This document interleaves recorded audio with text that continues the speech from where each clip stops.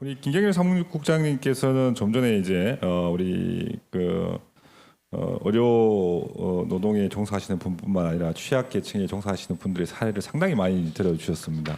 그래서 사례를 상당히 많이 알고 계신다는 얘기는 결국은 그분들을 그러한 고통에서 구할 수 있는 어떤 정책적인 부분이나 아니면은 개선 방안에 대해서도 상당히 많이 아실 것 같은데 좀 말씀을 해주시면 좋겠네요. 네, 코로나19 상황에서 여러 정책적인 대안을 이야기할 때는 큰 틀에서 사회 안전망이 강화되어야 된다 이런 이야기를 합니다. 실제 코로나19가 유행하면서 경제가 무너졌다 이런 이야기들이 많았었죠. 그 경제가 어려워지는 환경 속에서 약한 고리에 계신 분들이 가장 어려운 삶을 겪게 되셨고요.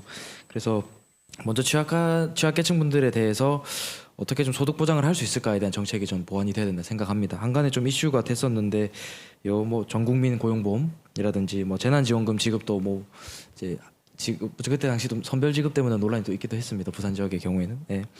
이런 좀 이렇게 소득 보장 정책들이 어느 정도 좀 이렇게 안전하게 유지가 되어 있어야 코로나19 상황에서 실직이라든지 실직하면서부터 모든 어떤 사회적 비용이 발생하는 시작점이 되거든요. 그래서 취약계층 분들이 어떤 어려운 상황에 처해졌을 때 바로 다른 어떤 극단적인 선택을 하시거나 뭐 노숙이라든지 다른 사회적인 어떤 문제로 발현되지 않게끔 그 상황에서 바로 어떤 소득보장 정책이 개입되는 것이 필요하겠다. 그 빈곤 해소의 측면에서 생각이 좀 들고요. 그런 의미에서 조금 그 기초생활 수급 보장제도의 부양의무자 기준이 여전히 아직 남아 있습니다. 그러니까 수급이 필요한 상황인데도 부양의무자 기준 때문에 수급자가 되지 못하신 분들 계신데 그런 부분도 좀 개선을 해야겠다는 생각이 같이 들고, 이거 안타깝게도 질병이 꼭 빈곤과 같이 따라오더라고요.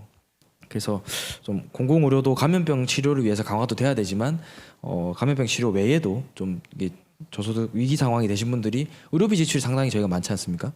그런 부분들을 좀 해결할 수 있는 사회 정책이 필요하겠다는 생각이 들고요. 그리고 이제 아까 돌봄 노동자분들 말씀을 드렸는데 그 광주시에서 사회서비스원이라는 걸 만들면서, 그러니까 사회서비스원은 그 쉽게 말하면 민간 위탁이나 민간 사업자에서 제공했던 돌봄 사회복지 영역의 서비스를 직접 제공하겠다, 공공에서 직영하겠다는 취지의 하나의 공공법인인데요. 광주 사회서비스원 출범할 때 광주 사회서비스원에서 돌봄 노동자들을 직고용해서 필요한 분들에게 돌봄 서비스를 제공하겠다, 공백을 해소하겠다 이렇게 선언한 적이 있었습니다. 물론 잘 되는지 안 되는지 평가는 차차해야 될 것 같습니다만 대구시도 사회서비스원에서 그런 준비를 하고 있다고 전에 들었었고요. 근데 부산은 사회서비스원이 지금 없습니다. 그래서 부산 지역에 정말 돌봄이 필요한 현장에 돌봄 서비스를 받아야 될 분들이 잘 받지 못하는 일들도 생길 수 있고요.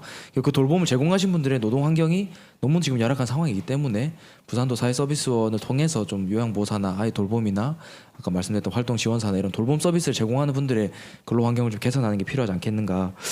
저희가 그런 이야기를 하거든요. 건강한 노동이 건강한 서비스를 만든다.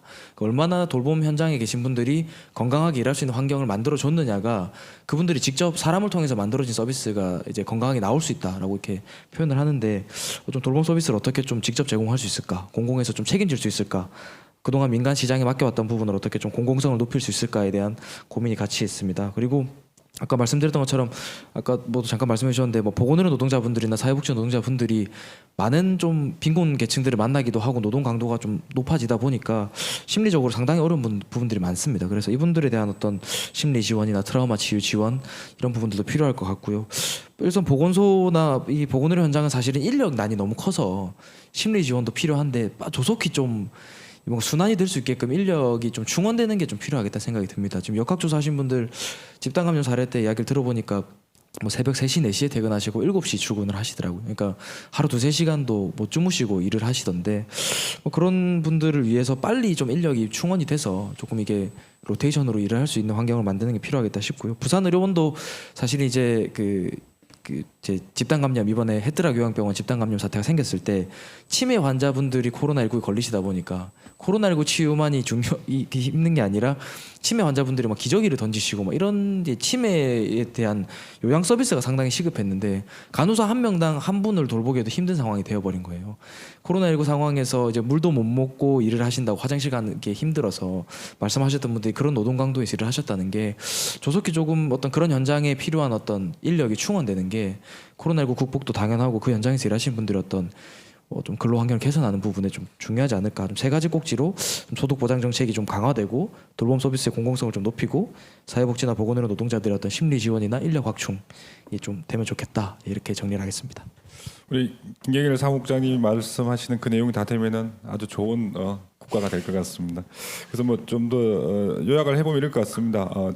가난이 지금 가난을 치료하고 있고 빈곤이 빈곤을 치료하고 있는 그런 사정인데 치료의 대상이 되는 빈곤과 가난에 대해서 치료할 수 있는 사람이 좀 더 튼튼한 그러한 주체로 만들어서 이 가난과 빈곤을 치료할 수 있는 그런 제도를 만들었으면 좋겠다라고 하는 게 우리 김경일 사무국장님의 생각이신 것 같습니다. 빨리 그 시대가 왔으면 좋을 것 같아요. 그러면 우리 사회가 더 좋아질 것 같습니다.